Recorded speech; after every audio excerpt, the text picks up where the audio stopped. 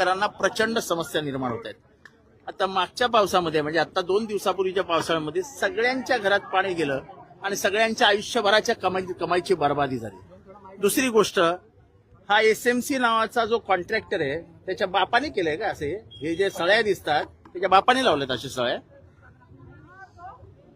ह्या सळ्यांना कोटिंग लागतं, एकाही सळीला कोटिंग नाही. सगळ्या सळ्या आत्ता गंजलेल्या आहेत, हे बघा आत्ता. म्हणजे आमचा प्रश्न हा आहे की 138 कोटीचा नाला आहे, 138 कोटी. ताजमहाल बांधल्यासारखा मानला जातोय, ताजमहाल बांधल्यासारखा. आणि ह्या नाल्यामुळे जर गरीब राबोडीकर, हे बघा हे सगळे गरीब राबोडीकर आहेत. ह्या गरीब राबोडीकरांची घरं पण जेव्हा तोडल्यासारखी दाखवली गेली, त्यांना जी घरं दिली आहेत त्याच्यात पण प्रचंड भ्रष्टाचार झाला. एकेका माणसाला 5-5 घरं दिली गेली.